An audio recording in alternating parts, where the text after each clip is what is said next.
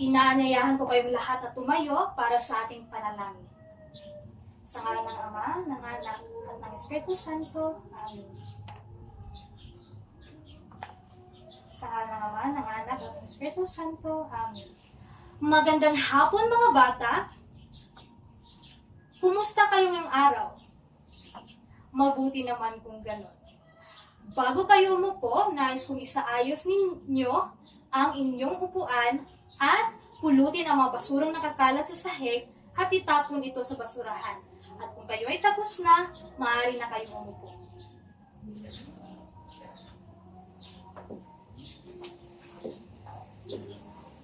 Ngayon ay mag-check ako ng attendance upang malaman ko kung merong lumiban sa ating klase ngayon. Sabihin narito po kapag tinawag ko ang inyong pangalan. Naintindihan po ba mga bata? Candy, Janice, Mayan, Nervin, Alex,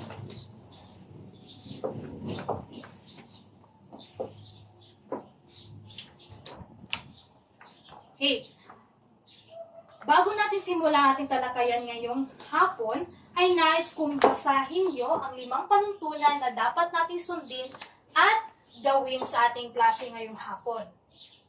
Una, igalang ang iyong guro at kaklase.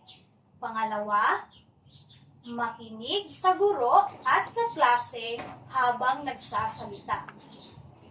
Pangatlo, itaas lamang ang kamay kung nais sumagot o may nais itanong.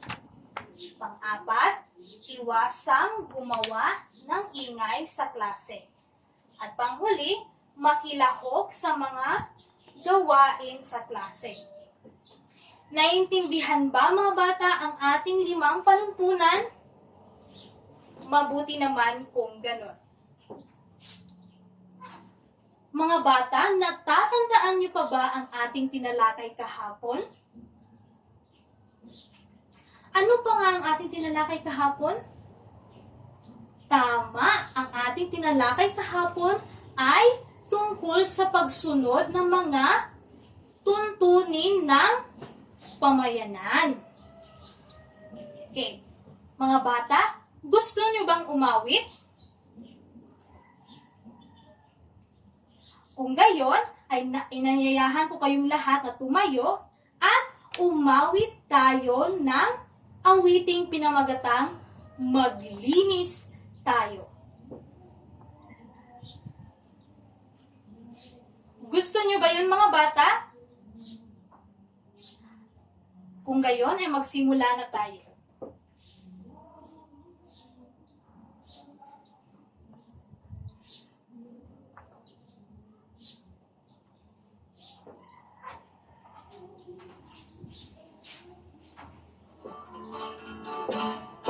Halina't maglinis ang ating tahanan, sikaping maayos sa araw-araw. Sa bukid at bayan, ang kanyang asal, dapat manatili mapagkailanman. Halina't maglinis ang ating tahanan, sikaping maayos sa araw-araw. Sa bukid at bayan, ang kanyang asal, dapat manatili mapagkailanman.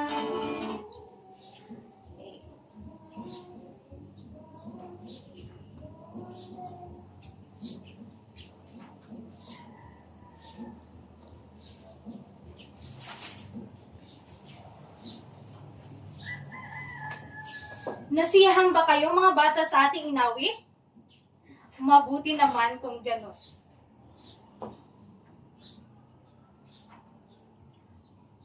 Bago tayo dumako sa ating panibagong aralin, magkakaroon muna tayo ng isang gawain na pinamagatang hulaan mo. Gusto niyo ba yun mga bata? Ang klase ay hahatiin ko sa 3 pangkat. Ito ang unang pangkat, pangalawang pangkat, at pangatlong pangkat.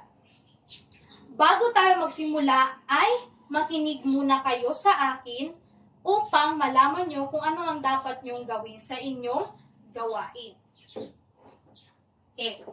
Ang gagawin nyo lamang ay itaas ang masayang mukha kung ang larawan na ipapakita ko sa inyo ay nagpapakita ng isang gawain sa pagpapanatili ng kalinisan sa tahanan at kapaligiran. Malungkot na mukha naman kung hindi. Bibigyan ko lamang kayo ng 2 minuto upang mag-isip ng isasagot. Intindihan po ba mga bata?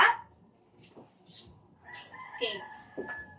Okay, unang pangkat, pangalawang pangkat, at pangatlong pangkat.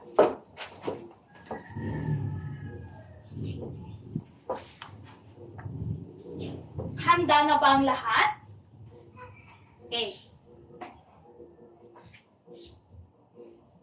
Una,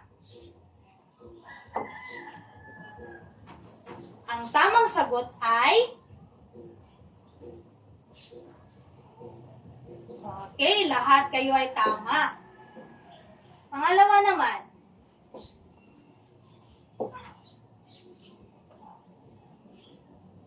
ang tamang sagot ay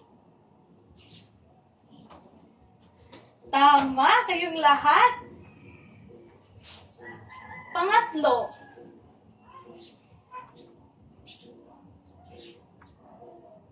ang tamang sagot ay tama naman kayong lahat. Pang-apat,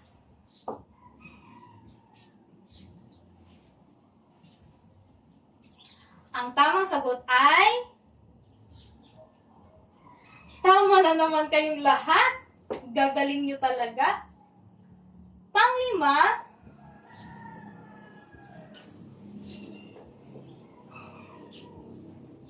ang tamang sagot ay tama na naman kayong lahat.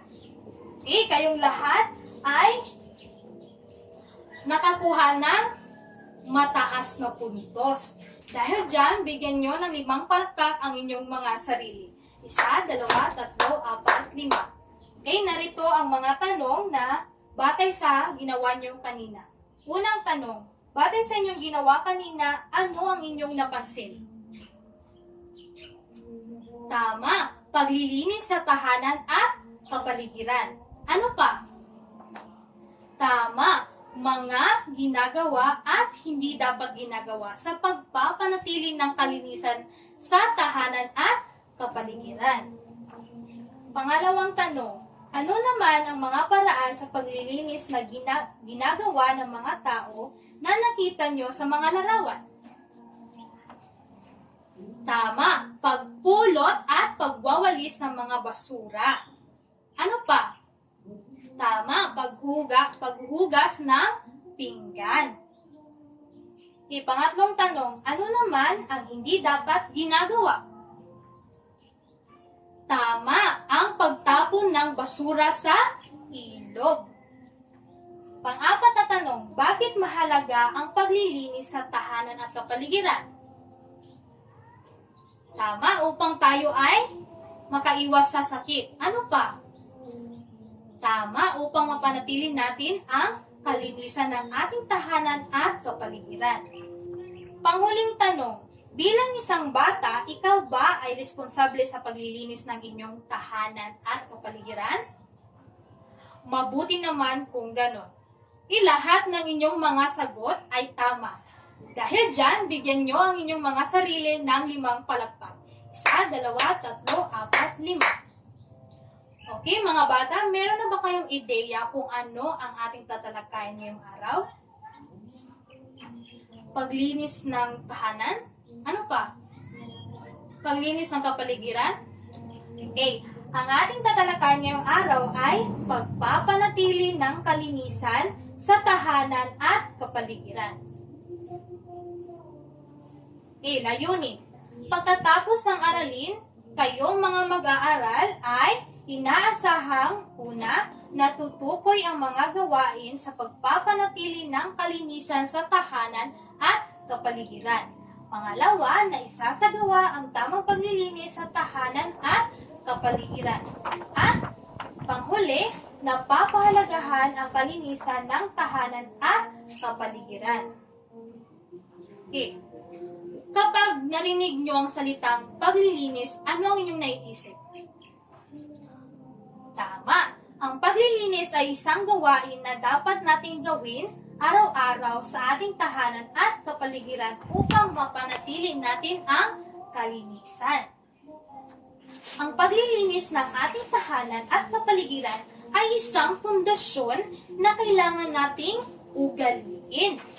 Dapat talagang ugaliin natin ang paglilinis ng ating kapaligiran at tahanan upang tayo ay makaiwas sa mga sakit at mapanatili natin ang kalinisan.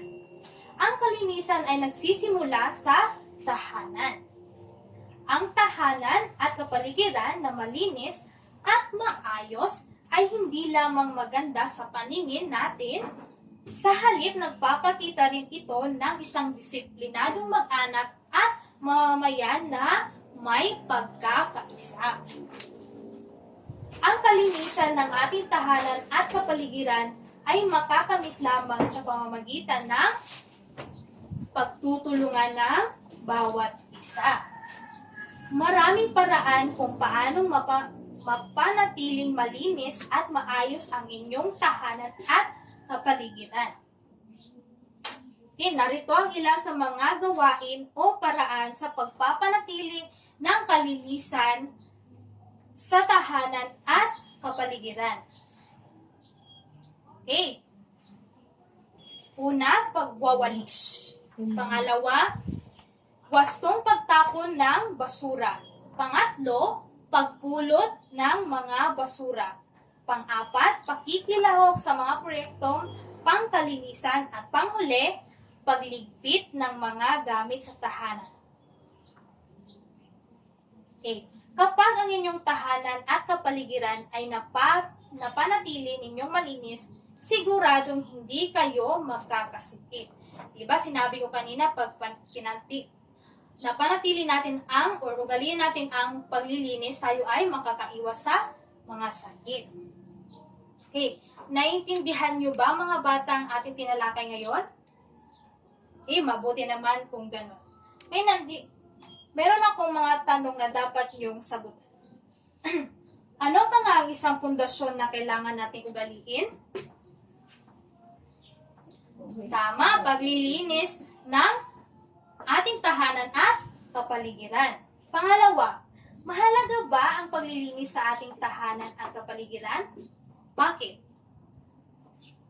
Tama, mahalaga ito upang tayo ay makaiwas sa sakit at mapanatili natin ang kalinisan ng ating tahanan at kapaligiran. Pangatlo, ano pa nga ang ilan sa mga gawain sa pagpapanatili ng kalinisan sa ating tahanan at kapaligiran? Sige nga, magbigay nga. Pagwawalis, ano pa? Wastong pagtapon ng basura, ano pa? Pagpulot ng mga basura, ano pa? Pagligpit ng mga gamit sa tahanan, ano pa? Okay, pakikilahok sa mga proyektong pangkalinisan. Okay, ngayon naman ay magkakaroon tayo ng pagkatanggawan. Okay, narito ang pamantayan natin sa ating pangkatanggawan. Okay, ito ang unang pangkat, pangalawang pangkat, at pangatlong pangkat. Okay, para sa unang pangkat, gumawa ng isang sitwasyon na nagpapakita ng tamang paglilinis sa tahanan at kapaligiran sa pamamagitan ng pagsasadula sa harap ng klase. Pagkatapos ay ipaliwanag kung ano ang inyong ginawa. Sa ikalawang pangkat naman ay gumuhit ng isang tao na nagpapakita ng paglilinis sa tahanan at kapaligiran. Gawin ito sa buong bond paper na ibibigay ko sa inyo at gawin itong kaaya-aya sa pamamagitan ng paglalagay ng kulay kagaya ng ating ginagawa sa arts. Okay. Sa ikatlong pangkat, lagyan ng puso ang larawan na nagpapakita ng gawain sa paglilinis ng tahanan o kapaligiran. At X naman kung hindi. Ilagay ang sagot sa table. Okay. Narito ang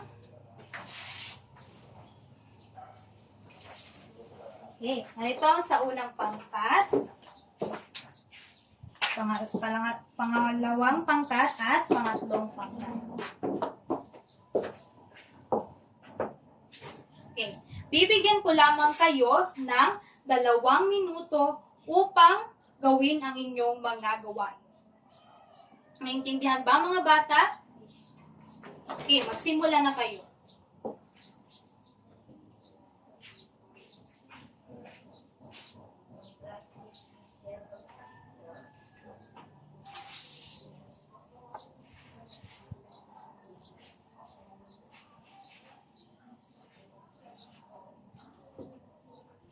Tapos na ba ang lahat? Okay. Kung gayon, ay ilahad nyo na ang inyong mga ginawa. Okay, unang pangkat. Okay, bigyan natin ng 5 palakpak ang unang pangkat. 1, 2, 3, 4, 5. Okay, pangalawang pangkat. Okay, mahusay. Bigyan natin ng 5 palakpak ang pangalawang pangkat. 1, 2, 3, 4, 5. Okay. Panghuling pangkat.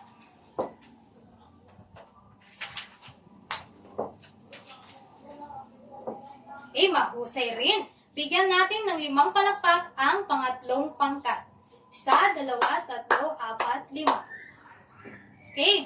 Ngayon naman ay magkakaroon tayo ng pagtataya upang malaman ko kung talagang may natutunan kayo sa ating aralin. Okay.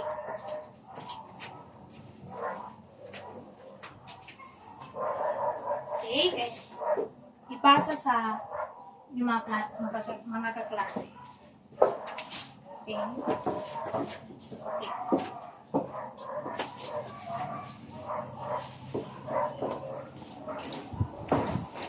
Okay. Para sa inyong pagtataya, basahin at unawain ng mabuti ang bawat tanong, bilugan ang titik ng tamang sagot. Okay, magsimula na kayo.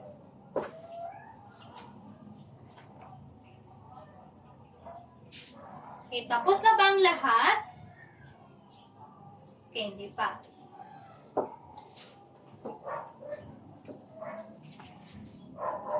Tapos na ba ang lahat? Okay. Kung gayon, ay simulan na natin i-check ang inyong mga sagot.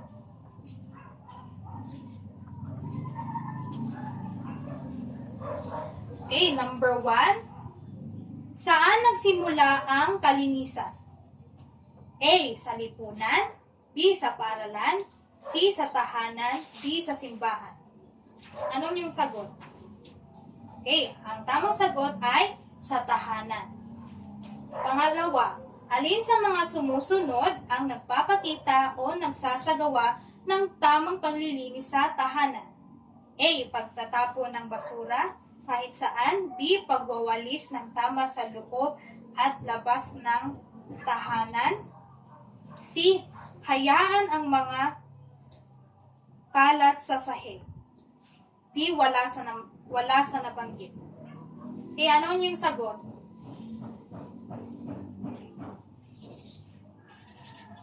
Okay, ang tamang sagot ay letter D. Pagwawalis ng tama sa loob at labas ng tahanan.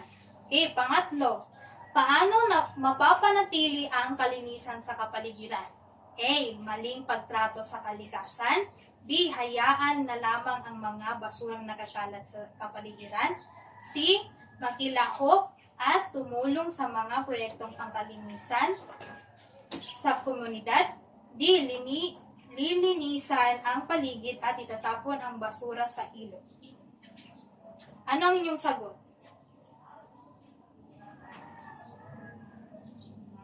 Okay, ang sagot ay letrang C. Makilahok at tumulong sa mga proyektong pangkalinisan sa komunidad. Pang-apat, alin sa mga sumusunod ang isa sa mga gawain o paraan na dapat gawin sa pagpapanatili ng kalinisan sa tahanan at kapaligiran? A. Pagtatapon ng basura kahit saan. B. Pagwawalis. C. Pagsunog ng mga basura sa bakuran. D. Walasan ng banggit. Okay, ano ang inyong sagot? Okay, ang tamang sagot ay letrang B. Pagwawalis. Okay, panghuli, ang mga sumusunod na larawan ay nagpapakita ng pagpapanatili ng kalinisan maliban sa isa. Okay, ano ang inyong sagot? Okay, ang tamang sagot ay letrang C. Okay, lahat ba ay nakakuha ng malaking puntos? Okay, pagpakipasa natin sa harapan.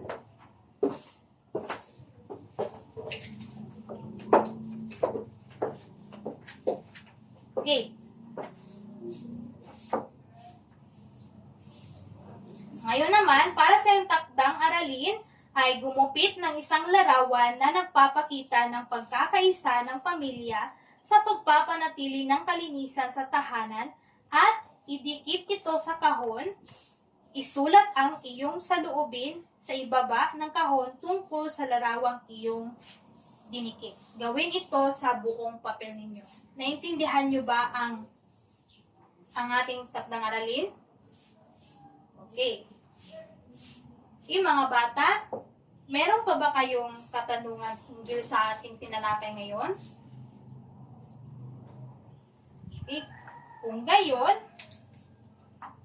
Kung gayon ay magpapaalam na ako. Okay. Paalam mga bata. Paalam.